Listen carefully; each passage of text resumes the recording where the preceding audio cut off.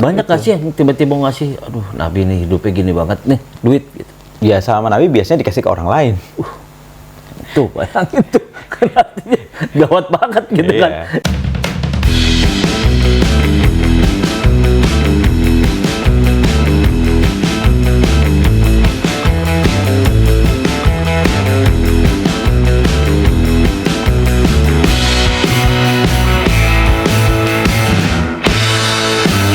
Assalamualaikum warahmatullahi wabarakatuh. Apa kabar Bang Ijar? Ya, baik-baik. Mana? Topi kacamata. Iya, kacamata baru nih. Lumayan lah ya. Kayak Bikin muda seminggu lah ya. bolong tapi ya. Yoi, kacamata. Cuma gaya, Pak. Ini juga topi gaya, Pak. Ngomong-ngomong kurban, kurban udah lewat. Barusan ini kita Barusan, syuting hari keberapa nih? Hari ketiga ya. Walaupun krisis, yang kurban banyak. Artinya yang Giroh. girohnya. Gairahnya. Nah, ngomong-ngomong giroh, Riz. Nah, ngomong-ngomong giroh. Jadi giroh untuk bersedekah gitu ya. Ya kan sih? Apa namanya, kalau kurban itu bukan sedekah hitungannya.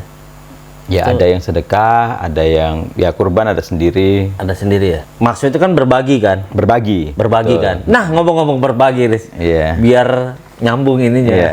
Pembukaannya. Ngomong-ngomong berbagi, lagi Rame. lagi ribut soal yang niatnya berbagi lewat sebuah lembaga, tapi lembaga ternyata gitu ya, diduga ada dalam tanda kutip penyelewengan satu, yang kedua pengurusnya dibayar dinilai berlebihan, padahal orang yang bukan naro ya, yang bersedekah lah. bersedekah lewat lembaga itu niatnya adalah tulus gitu. Hati-hati di jalan. Itu lagunya ya. Agak garing. Agak garing ya deh. Lewat. Kalau kata anak gue bercanda bapak-bapak nggak nyambung. Ya jadi begitu, Riz. Nah, ini tuh membuat orang banyak sedih gitu. Ya. Yang gimana ya, lo udah percaya sama lembaga gitu yang bisa menyalurkan gitu, tiba-tiba kita tahu dibayarnya pengurusnya kok dibayarnya gede banget gitu. Memang gua dulu lagi dulu jadi amil zakat itu memang gua dapat duit, Riz. Nah, apakah segitunya gitu dia gitu loh. Kita aja dapat duit emang seneng banget, tiba-tiba diaplopin sama pengurus masjid, lo amil nih 10.000 gitu. Wah, seneng banget gitu. Apakah memang segitu ininya gitu? Orang yang mengurus itunya harus 2,5% berapanya lah, gue nggak tahu gitu. Segede itu gitu. Itu gimana sih ini melihat persoalan ini gitu, Riz? Ya.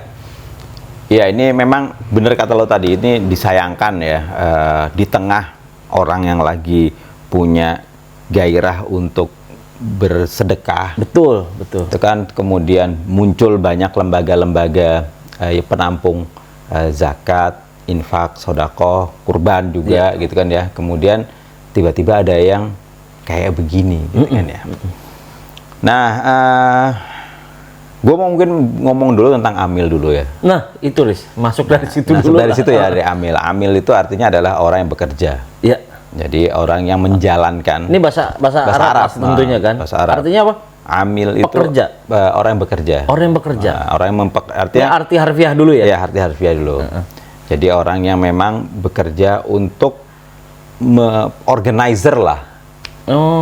Organizer zakat, penyelenggaranya, penyelenggara zakat, infak, sodako. Ini mulai adanya kapan? Sejak zaman Nabi. Memang ada ya? Memang gitu ada. Ya? Nabi itu memerintahkan beberapa sahabatnya untuk pergi ke beberapa tempat, gitu kan ya, ke tempat-tempat yang jauh gitu, untuk kolek zakat. Nah, waktu itu memang zakat yang jadi ini, karena memang zakat yang wajib kan, yang lain kan enggak. Betul. Nah, kemudian zakat itu dikumpulin dan segala macam di Baitul Mal. Nah, memang malnya apa? Kayak apa ya, bendaharanya Nabi lah, bendaharanya umat lah. Iya. Jadi dikumpulin di situ, di satu tempat ya, di satu orang gitu. Nanti kemudian dibagi. Ya, gitu. oke. Nah, untuk orang-orang yang mengumpulkan itu mereka dapat sumun, jadi dapat 1/8. Sumun. Ya, Sumun itu apa? 1/8.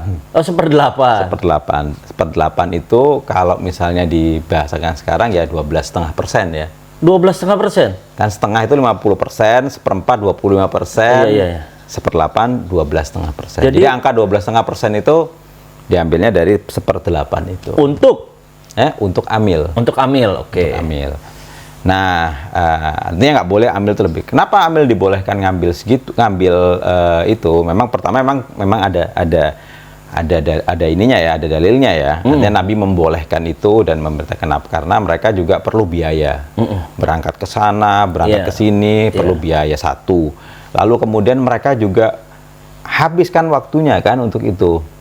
Nah, habis waktunya untuk itu artinya mereka nggak kerja yang lain. Iya, bekerja keras lah di situ. Bekerja keras di situ. Loh, terus gue menafkahi anak istri lewat mana kalau misalnya lewat itu? Akhirnya ya udah dari situ juga. Jadi mereka benar-benar profesional. Iya, artinya profesional. Artinya profesi mereka adalah sebagai amil. Itu dibolehkan, dapat 1/8. Nah, itu kemudian di saat modern itu dipakai untuk segala rupa. Mulai dari gaji pegawainya, ya kan ya, sampai kemudian tata laksananya semua pakai itu. Bayar kantor, lalu kemudian bayar kendaraan, pergi ke sana kemari, bikin spanduk, itu diambil dari 1/8 itu. Diambil dari 12,5% itu. Jadi 12,5% itu bukan cuma buat gajinya si amilnya, bukan. Tapi memang buat semua pelaksanaannya.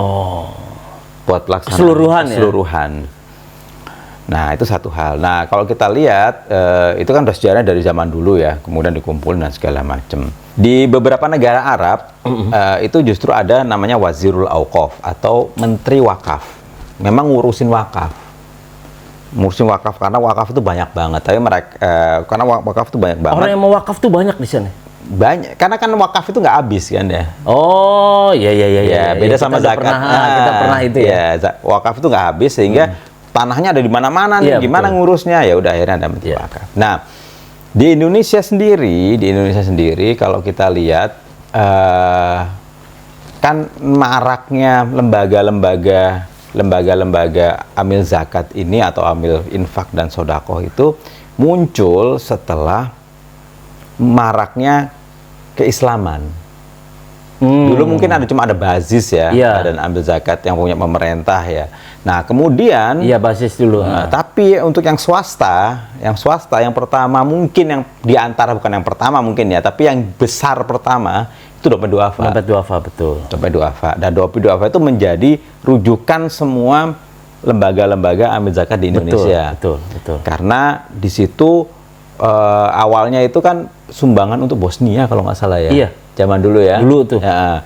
Nah, kemudian sumbangannya ngalir terus, perangnya udah selesai, mau diapain ini? Akhirnya dikelola, dan itu di halaman depan Republika itu ada biasanya dulu, ya kan, ada dompet duafa itu. Nah, gue nggak tahu sejarahnya yang pastinya, tapi yang jelas kemudian itu dikelola dengan sangat profesional, terpisah, kemudian dipisahkan dari medianya, dan kemudian ada lembaganya sendiri, dan akuntabilitasnya bagus. Betul. Akuntabel. Jadi ada akuntan publik dan segala macam. Nah, orang waktu itu baru tuh. Dan laporannya rutin tuh. Laporannya rutin.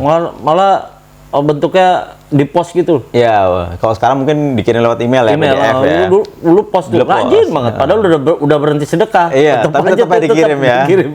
Nah, itu waktu itu menjadi benchmarknya lah ya. Iya, kemudian setelah itu muncul banyak, kan ya. Muncul banyak. Sebagian besar, gue yakin sih masih melaksanakan apa yang dilakukan oleh seperti dompet duafa itu. Tetap akuntabel ya. Tapi mungkin ada beberapa yang gue nggak tahu, cuma mungkin ada beberapa yang tergoda untuk kemudian menikmati lebih besar daripada yang ini kan, dengan alasan bahwasanya gue bukan ambil zakat. Jadi gue nggak terikat pada 12,5% itu. Bahkan kalau kita baca kan yang kemarin kasus yang kemarin lagi rame itu, mereka oleh lembaga Dewan Konsultan Syariahnya dibolehkan untuk ngambil 30%. Ngambil 30%. Kenapa? Karena misalnya ada transport yang besar banget itu alasannya sih waktu itu alasan-alasan yang sangat logis ya. Waktu itu misalnya lo kalau misalnya ke Papua atau kemana gitu, ke daerah-daerah yang terpencil, itu kan perlu duit yang lebih besar. Iya. Dana operasional lebih besar. Akhirnya dibolehkan, ya udahlah boleh deh 30%. Tapi akhirnya kemudian dipakai untuk hal-hal yang lain, bersifat pribadi dan segala macam. Gua nggak mau masuk ke sananya, kita nggak masuk ke sananya, tapi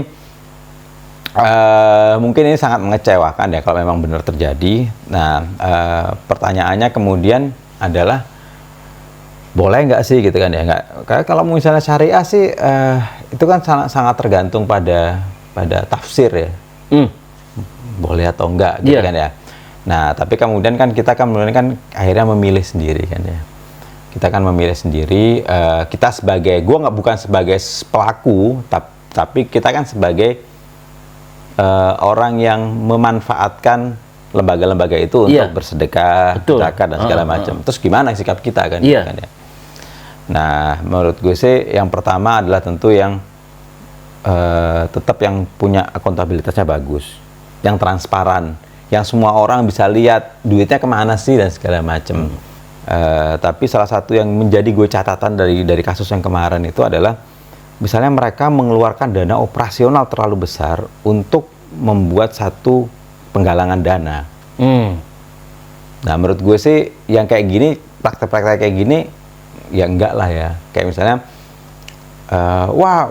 perlu untuk iklan di Facebook, bikin spanduk apa segala macam yang akhirnya itu menghabiskan lebih dari 20%.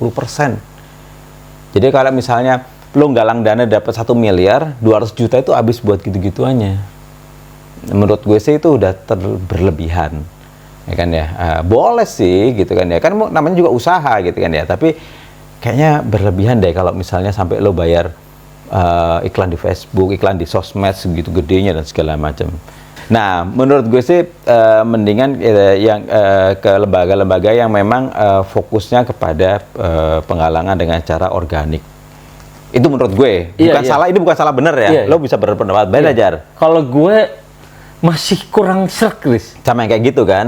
Jadi gini ya, ketika nggak tahu ini sebetulnya mereka tuh harus profesional atau memang didasari dengan niat ingin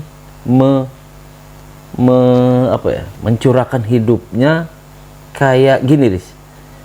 Kayak lu pendakwah gitu. Pendakwah, lu mau ceramah di mana aja, dibayar berapa aja, karena lu niatnya untuk berdakwah. Oke. Gitu loh, maksud gue. Yeah. Oh iya, silakan. Karena lu niatnya untuk berdakwah, ketika lu diamplopin, terima berapa aja gitu, Riz, maksud gue. Apa pendakwah harusnya nggak gitu, harus ditarifin gitu. Kan gitu. Ya. Ya nggak? Ketika lu ingin mengelola dana umat gitu ya, lu kan artinya lu orang aja bersedekah gitu. Ketika lu ingin di situ harusnya lu juga sesuai aturan gitu. Gua ngelihatnya bukan masalah aturan. Iya, oke, bukan aturan lah. Lu niat lu untuk memang ikut berjuang gitu. Iya. Iya nggak sih? Yeah. Kalau orang berjuang kan biasanya pamrihnya nanti gitu, efek lah gitu. Tapi kan lo niatnya untuk ibadah juga gitu loh. Jadi kalau memang sebesar itu gitu, nggak tahu ya. Iya. Gua aja mungkin skalanya beda ya. Di masjid gitu ketika gua aktif-aktifnya lah dulu ya. Hampir tiap tahun jadi panitia kurban, hampir tiap tahun gitu ya. Jadi panitia zakat gitu di masjid gitu. Itu dibayar 10.000, 15.000. Itu senang banget gitu. Memang gue bukan pekerjaan gue di situ, tapi apa iya orang yang memilih di pekerjaan itu lalu ingin setara dengan pekerjaan yang lain bahkan lebih besar gitu. Yeah. Menengah itu gimana itu ininya? Yeah. Hitung-hitungannya gitu. Ya, bukan gue nggak pingin orang-orang itu dibayar kecil, enggak ya, gitu. Tapi kalau udah sampai besar itu menakjubkan gitu, udah kayak lu pemimpin apa BUMN ratusan juta itu gajinya gitu. Ya. Ya, gue setuju. Analoginya menarik tadi soal dengan ustadz itu ya. Iya. Artinya kan sebetulnya ranahnya memang bukan masalah boleh enggak sih. Iya gitu. Bukan boleh enggak sih. Karena ustadz misalnya narifin boleh enggak? Boleh gitu kan ya. banget, boleh. Gue tarifnya misalnya ada Sekali ustadz bilang 100 juta. 100 juta. Misalnya ada ustadz kayak gitu ya. Iya, boleh iya. nggak? Boleh. Boleh. Secara aturan boleh. Tapi kan kita ngomonginnya tadi tuh, kita bukan ngomongin boleh atau nggak boleh. Iya. Kita ngomongin pantas enggak? Etis enggak? Pantas enggak gitu. Etis. Dikala Orang ini itu, untuk orang gitu. Pertama adalah orang itu nyisihkan dana itu 100.000, 10.000 setiap, ada yang 10.000 loh. Orang pekerja kasar gitu ya, buruh di pasar gitu. Bener. Mereka nyisihkan 10.000 itu dengan gue nanti berarti malam nggak makan. Iya, berharap Ini bisa dimanfaatkan gitu kan ya. Kemudian ternyata gajinya 250 juta gitu. Iya gitu kan. Menurut gua, mobilnya Fortuner gitu kan. Itu kan etis atau enggak? Etis atau enggak? Pantas atau enggak sih Pantes gitu kan enggak, ya. gitu. Di sisi lain ada orang yang sangat kekurangan, mereka sangat kekurangan lalu kemudian mencoba untuk bersedekah, diterima, lalu kemudian di ujung sana ada orang yang juga sangat membutuhkan, ya kan ya. Bantuan itu gitu kan, tapi di tengah-tengahnya tiba-tiba dimanfaatkan dengan cara yang bisa kayak gitu. Gue setuju bahwasanya itu memang bukan pantas. Jadi masalah beragama itu bukan cuma masalah halal haram. Di agama itu banyak sekali masalahnya, bukan cuma halal haram, tapi permasalahan adalah pantas enggak sih? Nah itu. Etis enggak sih? Gitu kan ya. Karena kayak misalnya ini agak jauh dikit ya, cuma masalah pantas dan hal misalnya begini, orang ceramah teriak-teriak, marah-marah, boleh nggak? Ya kalau dicari dalilnya ada. Nabi itu ceramah dengan mata merah dan ini ada dalilnya ada. Tapi kalau sekarang lu ceramah di masjid gitu, pantas nggak sih? Gitu kan ya. Jadi memang dalam beragama itu banyak sekali hal kayak gitu, termasuk soal sedekah ini. Jadi gue setuju bahwasanya pendekatannya bukan pendekatan halal haram, bukan pendekatan hukum, tapi pendekatan akhlak kayaknya. Kita mencontoh Nabi lah, Riz, misalnya. Ya. Iya bener. Kalau Nabi mau kaya kan gampang banget. Gampang banget.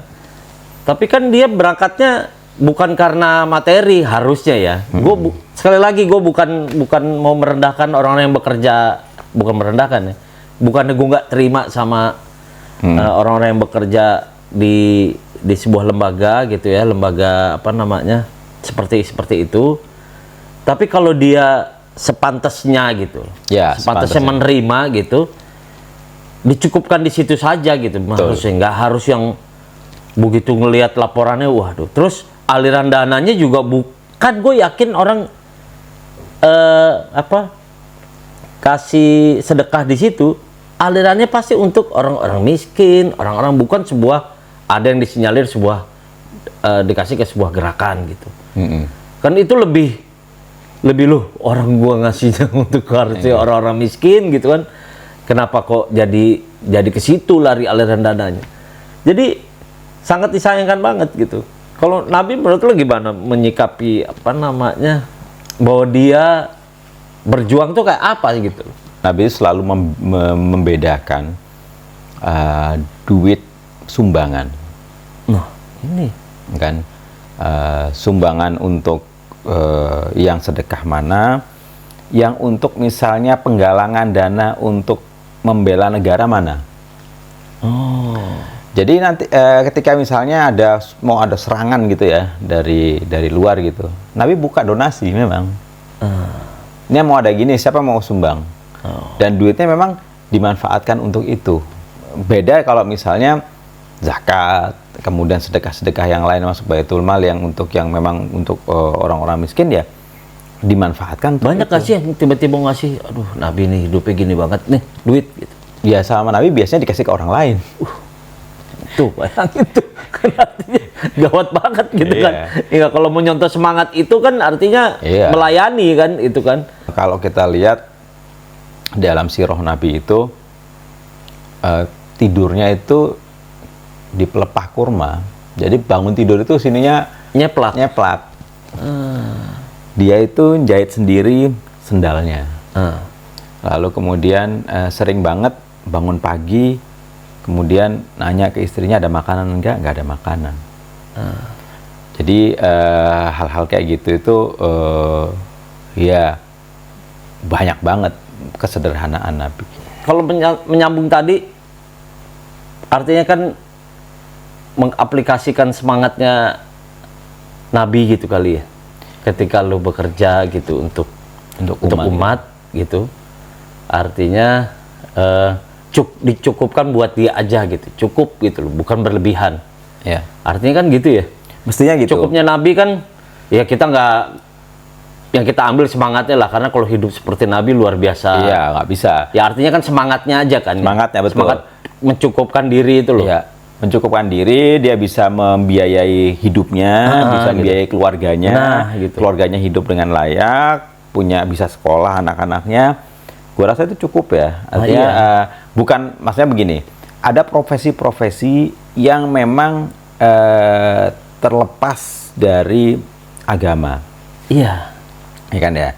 Tapi ada profesi-profesi yang memang terikat oleh agama. Semuanya bisa menjadi ladang untuk sedekah. Semuanya bisa menjadi ladang pahala. Lo mau kerja apapun asal halal, itu ladang pahala. Tapi khusus untuk profesi-profesi yang terkait dengan agama, mungkin ada kepantasan yang berbeda. Nah, itu yang harus dibawahi. Kayak ustadz, ya kan ya. Kemudian MUI, iya. Terus kemudian lembaga zakat, kemudian orang-orang yang kerja memang di lembaga-lembaga keislaman seperti itu, yang serving umat, mungkin punya kepantasan yang berbeda. Beda sama orang yang kayak kita ini, kerja di swasta banget atau kerja jadi PNS dan segala macam, mungkin beda. Bedanya gimana? Bedanya nanti pada persepsi masyarakat. Satu adalah efeknya adalah ke lembaga-lembaga lain kan? Iya, benar. Ada orang pernah bilang begini, hal yang paling merugikan dari korupsi itu adalah hilangnya rasa percaya. Jadi kalau ada satu lembaga yang diindikasikan korupsi, kita nggak tahu ya, tapi diindikasikan korupsi atau diindikasikan melakukan penyelewengan atau ketidakpantasan, maka yang terjadi adalah trust masyarakat untuk lembaga semisal itu juga turun. Nah, itu yang disayangkan. Akan merembet kan? Merembet, masalahnya gitu. Ada lembaga yang akuntabel, jadinya jadi males. Akhirnya kan orang-orang kan gue juga bilang apa, kalau sedekah langsung aja ke orangnya. Gitu. Nah, kita bicara soal bagus mana sedekah ke lembaga itu atau langsung ke orangnya. Nah, ini memang ada plus minus. Kalau langsung ke orang itu memang nggak bisa dikorupsi kan? Iya. Langsung kita kan kasih langsung, ada orang di tengah jalan minta-minta kita kasih. Atau kita tahu ada orang di tetangga kita yang lagi butuh, kita kasih. Itu langsung. Tidak dikorupsi gitu kan ya.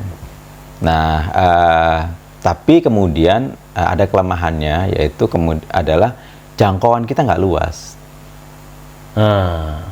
Kalau dibilang kan kita harus ngasih kan ke orang-orang yang terdekat dulu. Nah, tapi orang yang terdekat udah kita kasih nih, ya kan ya. Terus kita masih ada. Kita masih ada. Kita kasih lagi ke dia, padahal mungkin ada orang yang agak jauh yang lebih membutuhkan. Nah, kayak gitu kan nggak bisa kita jangkau. Kita harus pakai lembaga-lembaga itu.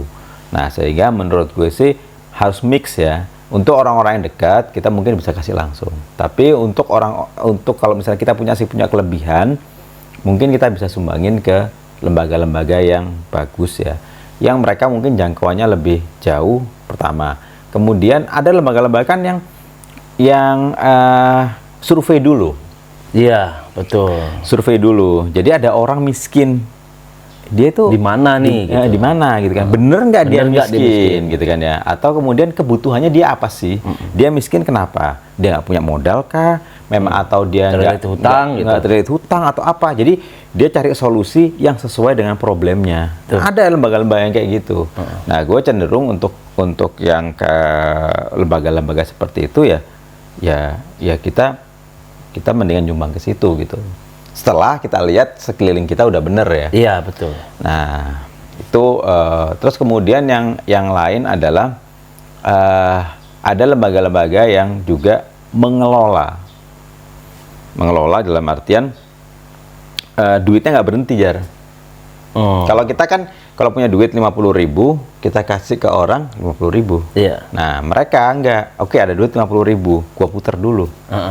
Jadi Gua puter dulu, jadi peternakan atau apa gitu kan ya. Segala macam dimuter tuh. Muter, usaha dapat apa. akhirnya jadi 75.000. Nah, artinya kan ada 25.000 tambahan. Iya. Sedekah kita kan nambah Betul. karena adanya itu. Nah, tapi memang itu kemudian ada risiko juga. Nah, kalau rugi gimana gitu kan ya. Nah, memang ada kemudian ada risiko plus minus lah. Menurut gue sih plus minus. Tapi selama itu dijalankan dengan Niat. jujur dan niat yang bagus dengan sepantasnya tadi, menurut gue sih nggak apa-apa. Betul. Jadi sebetulnya jangan pula kita langsung memukul rata gitu. Ya, jangan pukul rata lah. Karena masih banyak lembaga-lembaga Yang baik, yang akuntabel, yang baik, yang bagus gitu. Karena kalau secara langsung tuh di hati tuh masih ada yang godaan-godaan gitu, Riz. Godaan sok-sokan lah, godaan Iya, ria, bener. gitu. Kalau langsung tuh Kalau langsung seolah-olah kita iya langsung. Kita lebih tinggi iya, ya. gitu. Itu godaan-godaan itu yang nggak Ada tinggi riaknya gitu. ada riaknya gitu loh. tadi puji ya Allah Umi Basija baik banget. Gitu Makasih kan. ya. Langsung gitu kan. Oh iya, tenang aja, nggak apa-apa. Wah jadi gitu. Tapi kalau lewat lembaga-lembaga ini kan transfer cek langsung udah hilang Nggak ada yang tahu kan.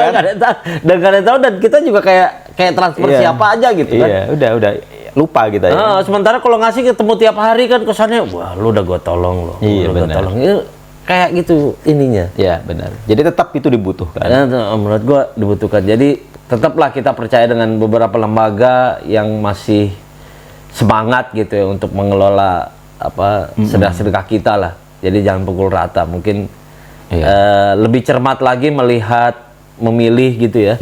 Nah, ini juga mungkin pelajaran penting juga untuk bukan hanya kita sebagai umat ya, tapi juga untuk lembaga-lembaga itu. Betul. Itu mereka harus tadi itu lebih ngelihat ke dalam pantas atau enggak.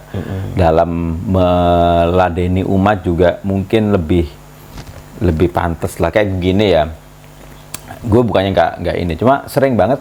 Lo pernah nggak dapat WhatsApp dari lembaga apa gitu? Banyak Kan? Menurut gue sih itu nggak kurang sopan. Menurut gue. Mungkin lu nggak, tapi kalau menurut gue sih kurang. Kalau gue kalau udah sering masuk tuh udah ganggu. Udah ganggu. Pertama itu ya. Kedua adalah mereka tidak pernah buka dapat dari mana nomor kita. Nah itu. Nah, Itu aja udah ini kan. Mereka nggak kenal, pengurusnya nggak ada yang gua kenal gitu kan ya. Entah dari mana gitu kan, tiba-tiba WhatsApp dari lembaga yang mungkin bener ya kan ya. Tapi menurut gue sih membeli data dari orang lain itu perbuatan yang kurang apik lah kalau gue. Iya sih, karena kan itu privasi private kita, iya. Privasi. Nomor telepon itu privasi menurut gue. Walaupun tahu mulai lo dapat gitu, nggak selayaknya tiba-tiba kita minta sesuatu gitu kan. Iya. Mendingan sih menurut gue sih dipakai untuk misalnya iklan di sosmed. Itu kan lebih umum ya. Iya. Semua orang bisa lihat. Iya. Lalu kemudian bisa kok iklan di sosmed itu lebih diinikan gitu. Dengan wajar ya, nggak sampai yang tadi yang gue bilang sampai ratusan juta tapi dengan wajar, dengan dana yang wajar bisa kok dispesifikasikan ke orang-orang tertentu. Kalau dia udah tahu nama kita, tahu nomor telepon kita, menurut gue sih kayaknya perlu diperbaiki lah itulah. Iya, yang masalah gitu. gitu. Banyak cara sebetulnya. Banyak cara, benar. Makanya lewat WA nggak efektif juga menurut gue. Orang kan langsung nggak tahu lo apa gitu, butuh penjelasan juga gitu. Kepanjangan juga nggak bakalan dibaca. Kependekan juga orang belum tentu. Menurut gue WA nggak efektif. Justru kalau lewat media sosial menurut gue lebih enak, langsung visual ada, orang bisa lihat kan. Iya. Bisa mempelajari dengan mudah. Begitu. Gitu, Jar. Kira-kira mudah-mudahan teman-teman yang udah naro sedekahnya jangan kecewa. Masih banyak lembaga lain, dan seperti biasa orang kita tuh paling gampang dibilang kalau ada kasus-kasus gini ikhlasin aja. Kayak waktu itu ada penipuan umroh, haji. duitnya nggak balik, tapi dibilangnya udah ikhlasin aja. Jadi bisnis-bisnis begini tuh kadang dipergunakan sama Iya. oknum, oknum udah kayak militer gue ngomongnya, sama sebagian orang gitu ya. Nah, sebagian orang memang disinilah ketika gini, ntar orang juga ikhlasin.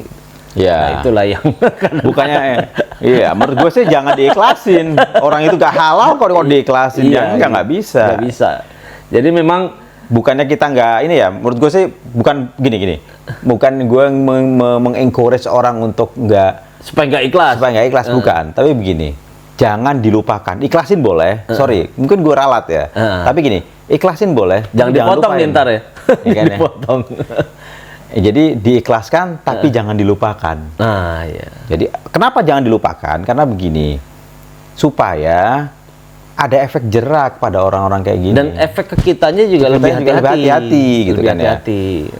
Jadi kalau misalnya nanti ada yang ini, orang nggak gampangin, ntar juga diikhlasin sama orang-orang. Nah, betul. Iya, iya. Karena dipergunakan gitu. Oke, sip. Sekian dulu. Mudah-mudahan tetap berguna, semangat bersedekah ya. Walaupun kita juga kadang-kadang nggak tiap-tiap hari gitu ya. Tetap bersedekah, semangat. Terima kasih Mas Koris. Thank you, Jar. Assalamualaikum warahmatullahi wabarakatuh.